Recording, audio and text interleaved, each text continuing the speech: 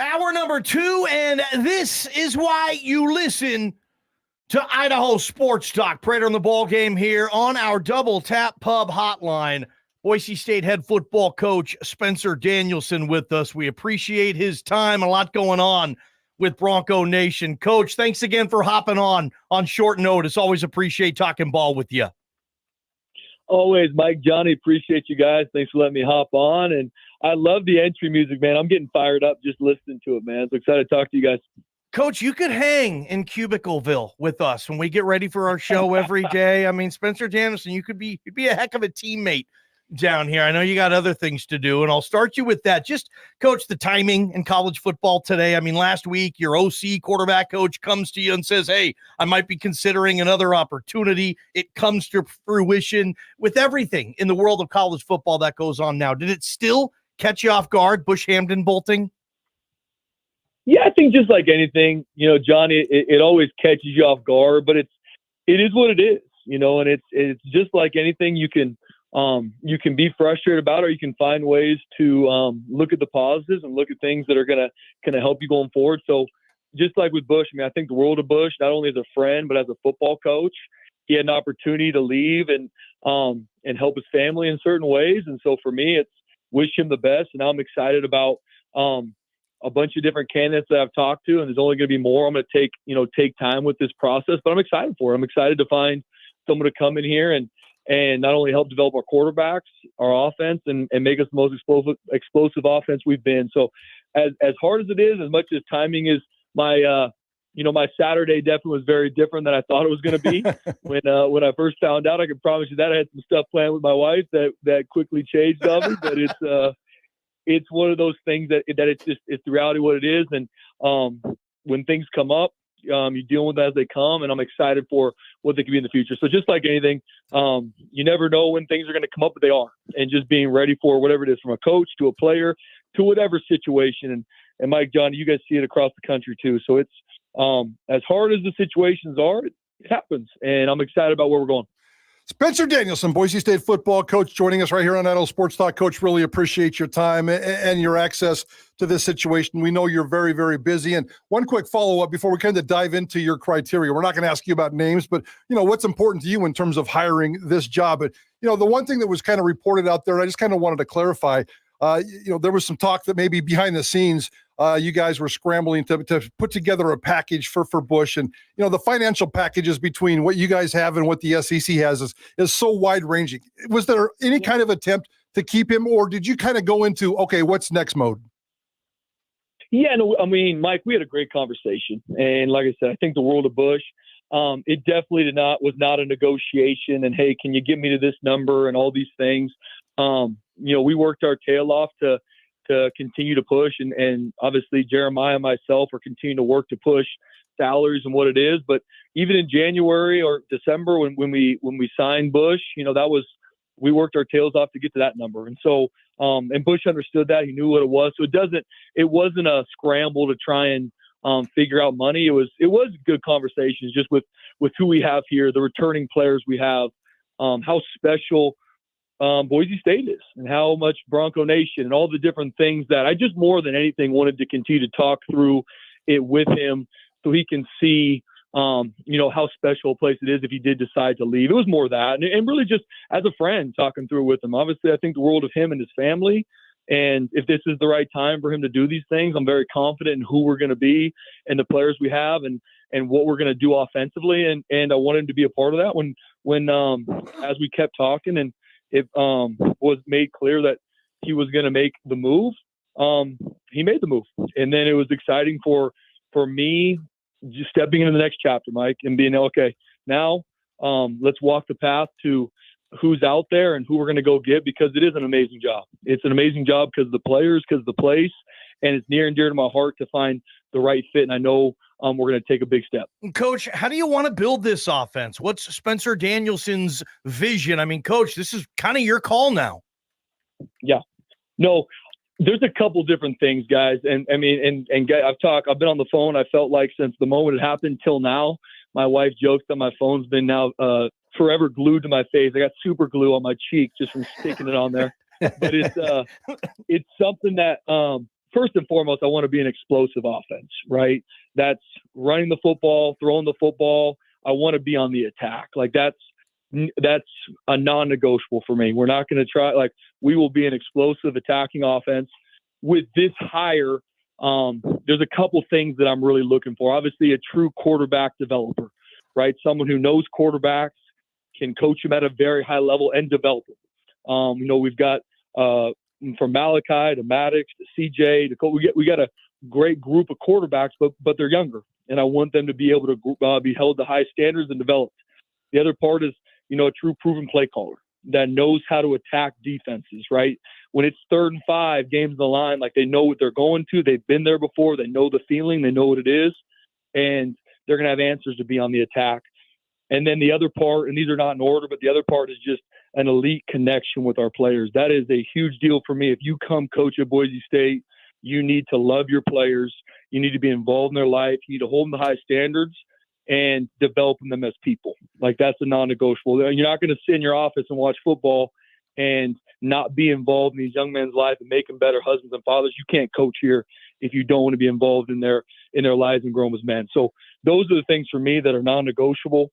And there's a lot of people out there that are excited about the job that want it. And now I'm walking the path to find the right fit to do that for Boise State. And I'm excited where we're going. Spencer, as you're making these calls, as you're talking to these people, and as you're spreading that criteria, that 4-part criteria, which is going to get people around here very excited. Those are things that get fans excited. The pool, because of the timing, do you find it to be deep enough for you, or is it limited right now because of the timing? Yeah, obviously mid-February, it's later in the process. Guys are starting spring ball. There's a lot of things going on, Mike. But I feel really good about the pool where we're at. And to be honest with you, every day that goes by, more guys come up. More people contact me. More people call me and want to talk through it. So the pool of where we're at right now, where we're going, even though it is mid-February, I feel really good about it because, and this is obviously biased being the head coach here, but this is a big-time job. From not only the place, the university, where you live, but the players that you're going to be around, the weapons we're going to have offensively, and the team we're going to have. The nation knows that. A lot of coaches know that, and they're excited to be a part. And the pool is very vast, and now it's me just working through it, getting to know these coaches as people, and then as we walk the path, getting to know them more as coaches and play callers and who they're going to be. But the pool right now is only growing, and I feel really good about where it's headed. Coach Danielson, Double Tap Hub Hotline, Idaho Sports Talk, Prater and Ballgame.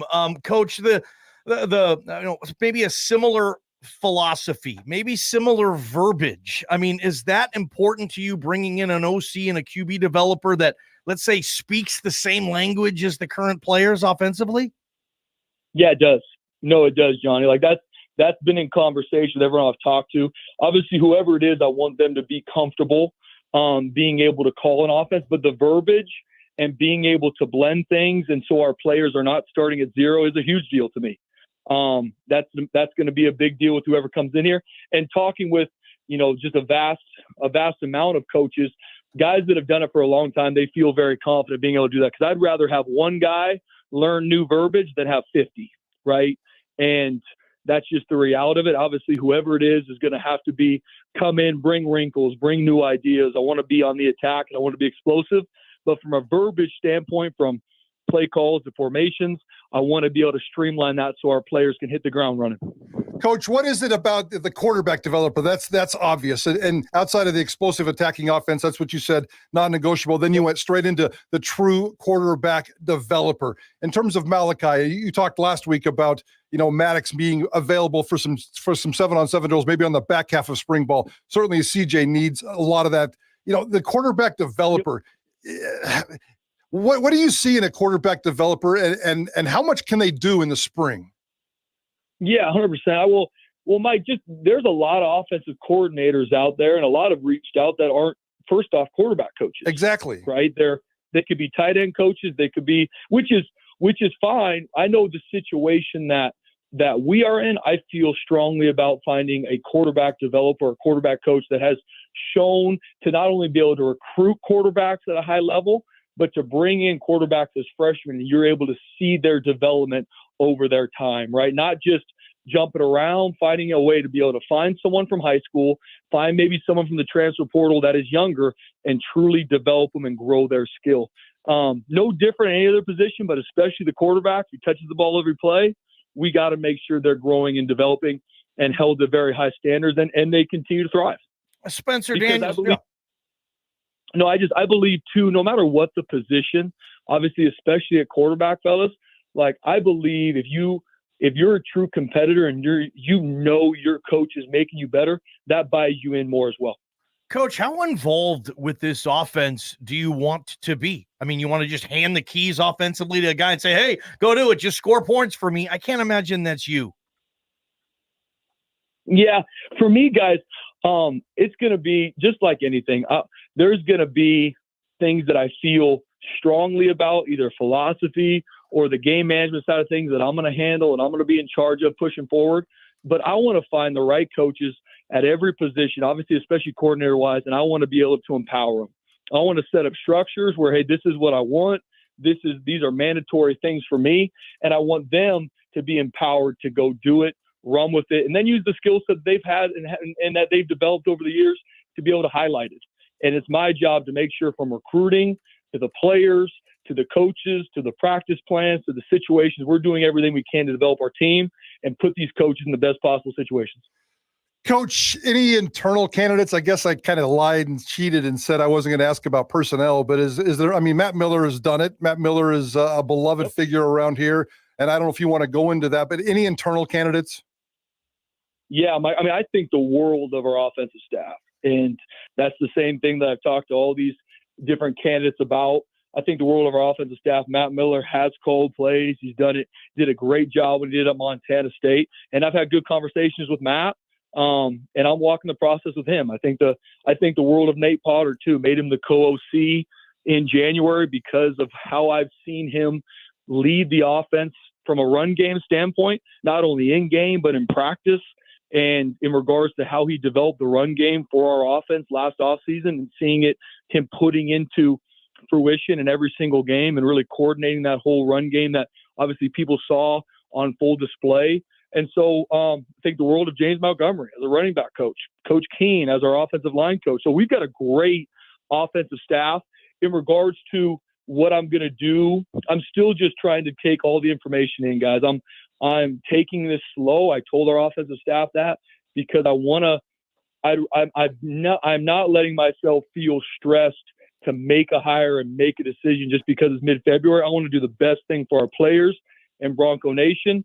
And to me, that means walking this path. And I'm going to do it slow. I'm going to talk to a lot of people. And so I'm not making any decisions yet in regards to in-house to external hires. But I am walking the path. Spencer Danielson, Idaho Sports Talk, Prater in the ball game here. A couple more questions for us, Coach. And, you were kind of a no-namer in the business when you showed up at Boise State. And I don't know if you would look with someone where, they want Power 5, Group of 5, whatever type of experience, or, would you consider someone from a lower level, FCS or wherever, to find the best coach for this opportunity? How are you factoring that in? Like a big name, a small name, a no name? Yeah, no, that's a great question, Johnny. For me, I'm looking everywhere, and I mean that. I want to find the best fit for our players. That might be from a Power 5 to an FCS to the NFL. I'm looking far and wide, and a lot of people at all levels are reaching out. I'm doing research constantly to find out statistically who are the top offenses, who's done it at a high level. From a fit, guys, the amount of phone calls that I've had, not just with candidates, but also if there is a candidate that comes up, I'm calling 3 or 4 people who they've worked for, who they've worked with, who's been on their staff, who's been their head coach, if they've been an OC other places, right? Because finding out more about the person, who they are in the day-to-day, what type of work have they have, how do they treat the players, how do they treat the staff? So there's a lot of research going on, not only into the candidates, and then to your question, Johnny, to me, it's all about the right fit. It's all about the right fit. That could be from a smaller school, could be from the Power 5, the NFL. It's about the right fit to have an explosive attacking offense, develop quarterbacks, deeply relate with our players, and obviously be able to come in and work with our staff. Those are non-negotiables to me that I'm looking far and wide for. Coach, this is kind of a silly question because we all know that every athletic director, and we asked JD this when he was going through the hiring process that ultimately led to your decision. We asked him, did you have a list? And he said, well, of course, every athletic director has a list in his drawer. Every football coach has a list in his drawer when these kinds of situations come up. You've been on the job for a couple of months and you had to finish a football season and then go through recruiting, and it's been absolute crazy in your life. Did you, as a head coach, as a young head coach, have a list yet? I did, and obviously was still something working through it.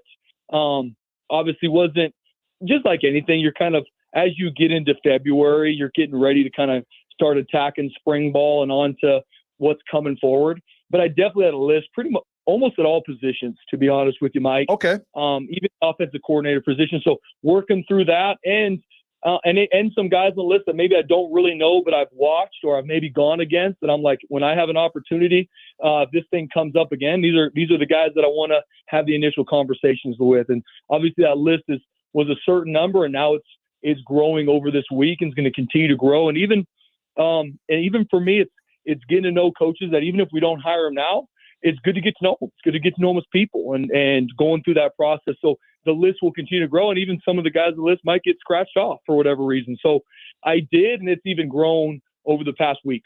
You said it's more important for you to hire the right person, and you said if it has to be a slow process, that's fine as long as I get the right person. But I'm assuming you need to have somebody on before spring camp starts March 5th, or maybe not.